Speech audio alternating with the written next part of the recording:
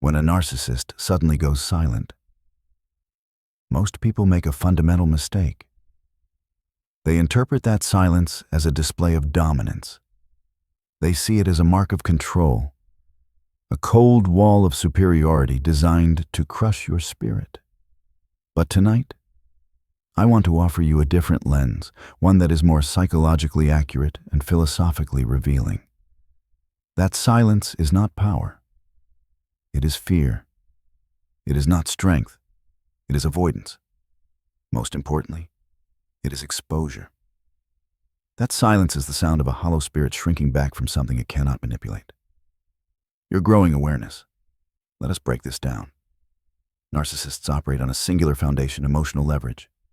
They feed on reactions, specifically negative ones: anger, confusion, pleading, frustration to them. These are not signs of your pain, but sources of energy. They twist your emotions into a tether of control. They know exactly how to trigger you, how to bait you into the arena of conflict, and how to lure you back into the cycles of self-doubt and emotional dependence. But what happens when the game stops, when you refuse to step into the arena, when you stop reacting, when you resist the urge to explain or defend your soul? Your silence creates a void they cannot fill. And in that terrifying vacuum, they are confronted with a reality that they cannot survive. The reality that their grip on you is slipping. Now, the narcissist isn't always consciously aware of this in spiritual terms, but their behavior reveals a frantic, almost desperate internal movement. When they go silent, they aren't just trying to punish you. They are performing a frantic act of recalibration. They pull back because your behavior, your sudden, quiet lack of submission, has fundamentally disturbed their internal structure. You have unknowingly exposed the cracks in their psychological mask, and the light of your clarity is beginning to seep into the hollow spaces of their soul. They vanish because they are trying to figure out how to rewrite the script, where they are no longer the director. Their response is to disappear into the darkness, hoping that in the agonizing vacuum of uncertainty they leave behind, you will begin to crumble under the weight of your own anxiety. They are banking on your trauma bonds to pull you back. They want you to panic. They want you to agonize over what you did wrong. They want you to chase them into the shadows, begging for a return to the normalcy of their abuse. But here is the profound truth. Their silence isn't a move of calculated strength. It is a retreat into the void, a flight away from the overwhelming radiance of your growing self-worth. Silence in the hands of a narcissist is symptomatic of their total discomfort with your resistance. The less you chase, the more they begin to internally unravel. The more you stand still in your own value, the more unstable their false reality becomes. It is a predatory patience, waiting for you to break first. But if you don't, they begin to starve. Think of it like this. A parasite cannot survive without a host. If the host becomes immune to its tactics, the parasite is forced to either die or flee to find new nourishment. That is exactly what you are witnessing when they go cold. Their manipulative, vampiric energy can no longer extract the life force it needs from you. For a being that defines its entire existence through the reactions of others, being met with your calm indifference is a frightening prospect. It is the beginning of their spiritual starvation. To understand why they run, you must understand the deep psychological fragility of the narcissist. These individuals are profoundly, cosmically insecure. They do not possess a core self. Instead, they have constructed an inflated false self, a magnificent fortress built on the shifting sands of external validation. This false self is a hungry ghost that survives on constant reinforcement applause, admiration, fear, and submission. It is a mask that has been calcified over years of avoiding the unbearable feelings of inadequacy an archaic shame buried within their psyche. When you disrupt that supply, when you move with a groundedness that suggests you no longer fear their rejection or crave their approval, they feel that loss as a psychic death. They don't just feel ignored. They feel as if they are ceasing to exist. Silence becomes their primary coping mechanism, a child's primitive sulk disguised as a sophisticated strategy of emotional warfare. They are hiding because they cannot let you see the trembling, wounded child behind the mask of the tyrant, on a deeper, almost archetypal level. This silence is the dragon hiding in the deepest part of the cave because the sun has risen too high. It is darkness shrinking from the uncompromising light of truth. In biblical or spiritual language, it is the spirit of falsehood being exposed and neutralized by the presence of the authentic. They don't engage, because engagement would require honesty, vulnerability, and mutual dialogue, the very elements of human connection that their internal world is spiritually and psychologically incapable of processing. When a narcissist withdraws after you stand your ground, you must recognize it for the defensive retreat that it is. It is not a sign of your failure to communicate. It is a sign of their inability to exist in the same space as the truth. They are not punishing you. They are protecting their illusion from being shattered by your presence.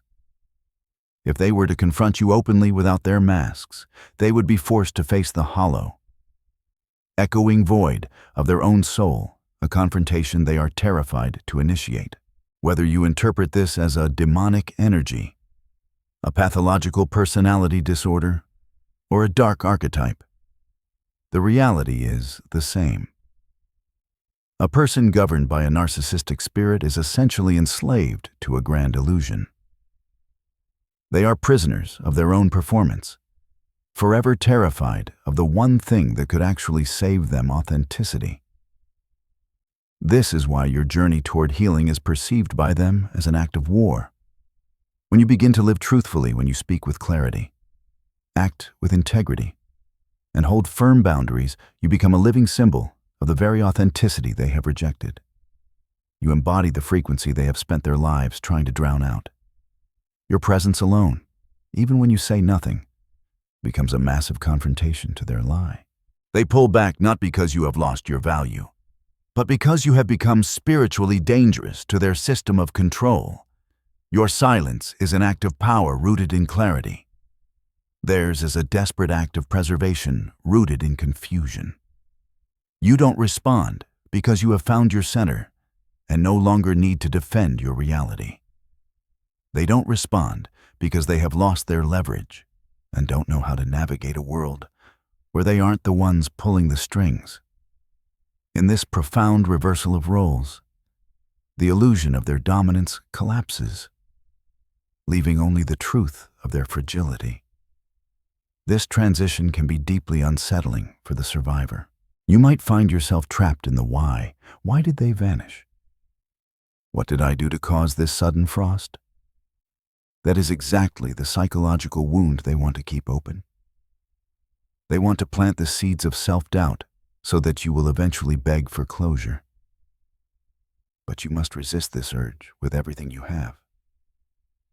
The moment you chase their silence, you provide them with the very supply they need to regain their footing. Instead, recognize their silence as a trophy, a sign that your boundaries are impenetrable, and that your clarity has successfully disrupted the fog they once cast over your life. Understand this with every fiber of your being. This is not merely psychological warfare. It is a profound spiritual battle. When someone chooses to manipulate, to systematically deceive, to gaslight your reality, and to psychologically abuse you, they are not just acting out of simple personality flaws or a bad mood. They are being governed by something much darker, a spirit of entitlement and destruction that seeks to dim any light that isn't its own.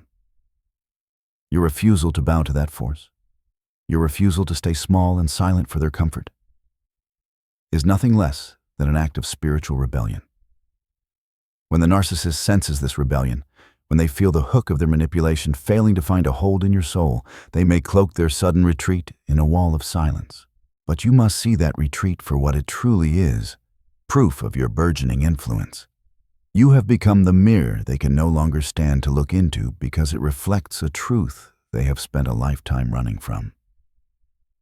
You have become the one thing they cannot master, a person who knows their own value. That is why I say their silence speaks of fear, not power. Your task is not to break that silence or to beg for a bridge back to the burning building of that relationship. Your task is to remain steady in the storm it creates. Hold the line of your boundaries with the strength of an ancient fortress. Understand that what you are witnessing is a collapse not yours, but theirs. They are not ghosting you in a display of cool indifference. They are running from the exposure of their own hollowed-out spirit. The more you resist the urge to chase them, the clearer their desperation becomes. Eventually, they may try to return with a new mask, one of false charm or weaponized vulnerability, but now, you will perceive the energy differently. You will hear the subtle tremble behind the curated words. You will feel the frantic desperation beneath the practiced performance. This is the moment of your ultimate victory, when the demonic spirit inside them realizes it can no longer draw life from you. It recoils. That silence is the sound of your freedom. Let it echo. In the complex, often violent realm of toxic dynamics, it is a great paradox that the most powerful move you can make is often the most subtle. It isn't found in the loudest shout, the sharpest insult, or the most clever argument. It is found in staying calm, grounded, and completely unshaken by their attempts to dysregulate you.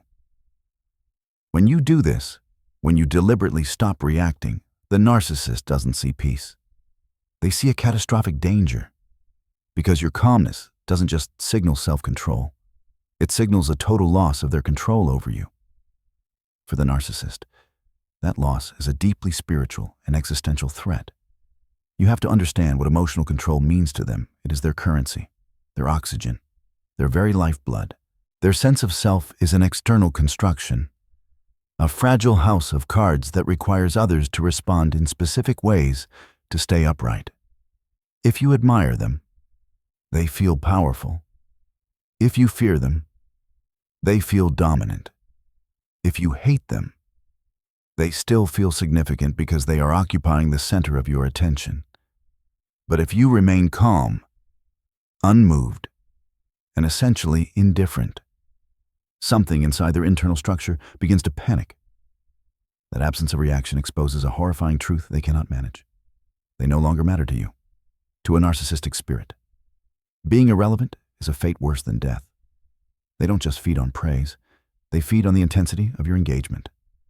As long as they are living rent-free in your mind, your heart, or your anger, they are winning the war. But when your emotional climate stabilizes, when you stop the internal spiraling and the endless mental rehearsals of what you should have said, they lose their grip. Something primal and terrifying shifts inside them. It's not just that you've stopped playing the game. It's that your peace begins to highlight the screaming chaos of their internal world. Your emotional composure acts like a high-powered spotlight, shining directly onto the instability they work so hard to hide behind their arrogance. Stillness, for a narcissist, is foreign and hostile territory. Their internal world is a perpetual storm of swirling insecurity, buried shame, and unhealed trauma that they refuse to acknowledge. They spend their entire lives projecting that storm outward, like a hurricane trying to find a shoreline to destroy, hoping to escape their own internal weather by controlling everyone else's. But when you become still, when you refuse to be the shoreline for their waves, they are forced to reckon with their own dissonance. This exposure is unbearable for them. It is not because you are doing anything aggressive, but because you are doing something they are spiritually incapable of. You are being still. Stillness requires a level of internal integrity they do not possess. When you create that emotional clarity, their instability becomes undeniable. This is why your calmness shakes them to the core. It isn't a passive state. It is a declaration of independence. It says, "You no longer have the authority to define my reality." And for someone whose entire identity is built on defining the realities of everyone around them, that message is profoundly threatening. We are not talking about a cold, numb indifference that comes from being shut down or traumatized. We are talking about a deliberate, earned stillness, the kind of peace that is only found after you have walked through the fire and decided you are never going back. This type of calmness is rooted in a psychological and spiritual maturity that the narcissist not only lacks, but deeply resents. Your calmness reminds them of the soul they have traded away for a mask. They are spiritually hungry beings who long for depth but are terrified of what that depth might reveal. They want to be seen. Yet they are horrified of being truly known. By refusing to engage in their drama, by refusing to explain, justify, or defend your existence, you interrupt the only strategy they have ever known. You remove the very fuel their identity depends on. And the beauty of this path is that it requires no confrontation.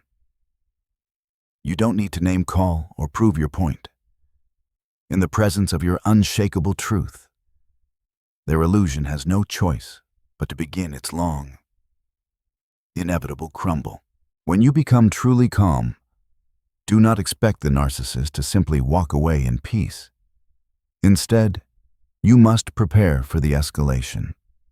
In psychology, this is often called an extinction burst, the moment when a behavior becomes most intense right before it stops because the usual reward is missing. They will try to provoke you with a renewed, frantic energy. They will accuse you of the very things they are doing. They will insult your character, mock your progress, and bait you with the most outrageous lies just to get a rise out of you. From their distorted perspective, any reaction is better than your indifference. Rage is better than silence. Tears are better than composure. They need you dysregulated because your dysregulation justifies their entire existence. It allows them to point the finger and say, "See, you're the unstable one. But if you stay steady, if you refuse to abandon your center in the face of their provocations, something incredible begins to happen. They are forced to reveal themselves. Without your emotional reactions to mask their dysfunction, their true nature becomes visible to everyone, including you. The spotlight you've created through your stillness shines on the massive gaps in their logic, the contradictions in their stories, and the staggering fragility hidden behind their arrogance. More importantly, they start to see it too. They feel the ground of their illusion shaking. They may retreat or they may lash out even harder. But whatever they do, it is a sign that your presence has unsettled them in the deepest possible way. A narcissist expects to be the storm in your life. When they find themselves facing the silent, unmoving mountain of your soul, they realize they are powerless. And for a being that survives on control, that powerlessness is the beginning of a total internal collapse.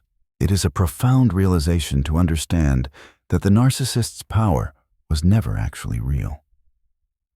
It was always, without exception, borrowed.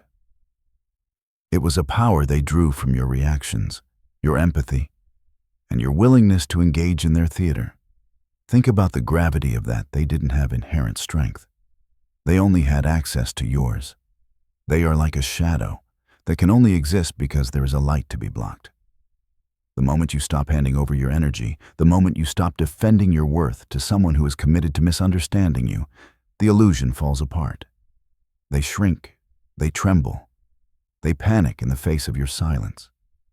This is the power of the void. When you stop participating, you take back the throne of your own life.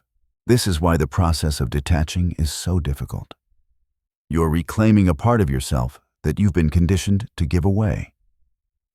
If you are currently in the process of detaching, if you've decided to stop the cycle of reaction, stay the course. Trust the discomfort you feel. Trust the silence. Even trust the shaking of your own hands. Because what is truly shaking is not your world, it is theirs. Your stillness is the tectonic shift causing the quake in their reality. You win not by fighting them with their weapons, but by refusing to pick up the weapons at all, by staying calm in the face of their chaos. You rob the chaos of its power. By holding your center, you reveal theirs to be hollow and empty. By grounding yourself in the truth of who you are, you expose their illusion for the fragile, borrowed thing it has always been. You are not losing them. You are finally finding yourself. There is something deeply unsettling about watching a narcissist mimic you. And this is where the concept of spiritual plagiarism becomes evident. It starts with small things. They adopt your phrases. They mirror your values. They even begin to copy your tone of voice or your specific mannerisms. They might even start using your spiritual or psychological language to describe themselves. You might initially wonder if they've finally had a breakthrough, if they are finally getting it. But your intuition knows the truth. It is hollow. It is not admiration. It is an attempt at possession. Narcissists do not build authentic identities. They construct elaborate illusions. Their sense of self isn't rooted in any inner truth. It is borrowed and stitched together from the traits and beliefs of the people they admire or feel threatened by. When they see your clarity, your confidence, or your grounded authenticity, they do what they have always done. They try to absorb it. They try to wear your light like a costume, because their own essence is a void. Your wholeness highlights their emptiness. And since they cannot create their own light, they try to steal yours. This is not innocent mirroring. It is calculated and parasitic. They want the fruit of your labor, the peace, the wisdom, the respect you command without ever having to do the root work of healing, humility, or inner confrontation. They want the wisdom without the wounds. But truth cannot be faked indefinitely. Eventually, the performance becomes unsustainable. The words they've stolen from you won't match the energy they emit. The soul knows what is real, and the people around them will eventually sense the dissonance. Your authenticity is something you earned through the fire of your own experience. It is not a script they can simply download and run. They are chasing a shadow of the person you have become, while you are moving forward into a reality they can never inhabit. Some people look into your mirror and are inspired. The narcissist looks and feels rage. They want the fruit without the roots. They want your wisdom without your wounds. When you notice the imitation, don't be flattered. Be aware. It is a desperate attempt to absorb power without confronting brokenness. If you start explaining, you descend to their level. Instead, rise. Let your consistency reveal their contradiction. Your power lies in how clearly you live. When that clarity is mimicked, it is confirmation that what you have cultivated is real and untouchable. Your authenticity is a spiritual weapon. In the presence of truth, falsehood always flinches. One of the most telling signs that a narcissist is disturbed by you is when your presence causes them to shift. Their tone changes, their posture tightens. They grow cold or start belittling you in small ways. This happens precisely when you are standing in your truth. Your presence is the mirror they cannot bear. They live in a psychological theater where everything is rehearsed. But an authentic person disrupts the script. The mask isn't cracking because you are attacking it. It's cracking because it cannot withstand the light. You have become the embodiment of everything they pretend to be. This is a fragmentation of identity facing a coherent self. They scramble to preserve their identity because in the presence of someone unimpressed by the act feels ridiculous. They may try to diminish you to stop feeling inferior. They will question your success or character out of reaction, not reason. When truth enters a space, falsehood must respond. Your stability calls their instability out of hiding. Do not fall into the trap of doubting yourself. Do not dial back your presence to make them comfortable. That is what the narcissistic spirit wants for you to shrink. The moment you do, they regain control through your self-abandonment. Do not apologize for what is true. Narcissists are drawn to the empathic and grounded because they are hungry for what you carry. They want to be near the light, but not changed by it. Proximity becomes torment for them. They will either try to possess you or destroy you. Your presence is a revelation. It is not your responsibility to manage their reaction. Your responsibility is to remain grounded. The moment you dilute yourself, you step back into the illusion. You were born for truth. The most revealing moment comes when the smear campaign begins. You walked away quietly, yet suddenly you hear fabrications. They paint you as the villain and themselves as the victim. This means the narcissist has already lost. When a person abandons truth to manipulate perception, they are trying to survive the collapse of their illusion. Smear campaigns are desperate attempts to control a narrative that is slipping away. The more peaceful you appear, the more threatened they become. They want to pull you back into the game. They want a reaction to confirm their narrative. If you lash out, they win. But if you allow the lies to exist without chasing them, the strategy collapses. Falsehood cannot sustain itself without your fuel. They are terrified of irrelevance. If you ignore them, they cease to exist in that space. Smear campaigns are projections. They accuse you of what they have done. It is a spiritual inversion, darkness, calling itself light. Stop arguing with shadows. Your task is not to convince the world. It is to be who you are so consistently that the truth reveals itself. Truth doesn't need a megaphone. It needs endurance. It doesn't always win quickly, but it wins thoroughly. Time erodes the facade.